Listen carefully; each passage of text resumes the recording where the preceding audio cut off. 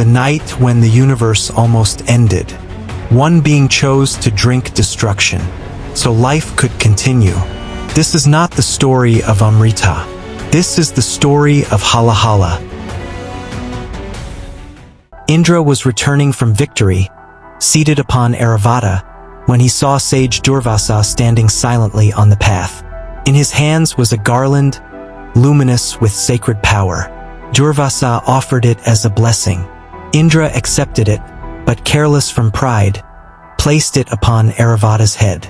The elephant shook, the garland slipped, and it fell to the ground, crushed beneath his feet. Durvasa's expression darkened. He cursed the Devas, declaring that their arrogance had emptied them of humility, and that their strength, fortune, and glory would fade. The curse took hold immediately. The Devas felt their power weaken. Their weapons grew heavy. Their mantras lost their force. When the Asuras attacked, the gods were defeated and driven from the heavens.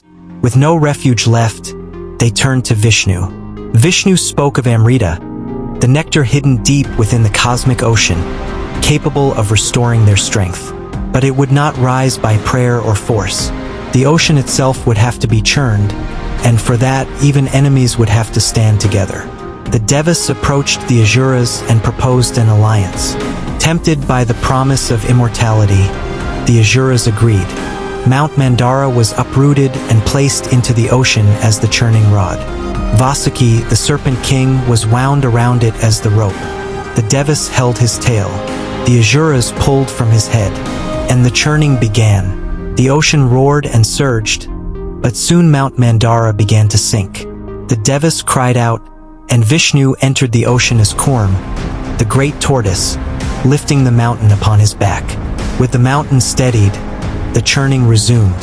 Many wonders rose from the depths: celestial beings, divine treasures, and Lakshmi herself. Yet Amrita did not appear. Instead, the waters darkened, and from the ocean emerged Halahala, a poison of unbearable heat. It spread through the worlds, scorching the heavens and bringing life itself to the brink of destruction. No weapon could strike it, no mantra could restrain it. Terrified, Devas and Asuras alike rushed to Mount Kailasa and sought Shiva. Shiva listened in silence. Then, without haste, he gathered the poison in his palms and drank it. The universe seemed to pause. As the poison surged within him, Parvati rushed forward and pressed Shiva's throat, stopping the poison from descending further. The poison burned fiercely, settling in his neck, turning it blue. Yet Shiva did not cry out. He did not move. He remained perfectly still, holding within himself what could have ended all worlds. From that moment, he was known as Neelakantha. Only after the poison was contained did the gods return to the ocean and resume the churning. Only then did Dhanvantari rise from the waters, carrying the vessel of Amrita. But it was not the nectar that saved creation. It was the moment when Shiva chose to drink destruction and hold it within himself, so that life could continue. That night, the gods kept vigil in silence.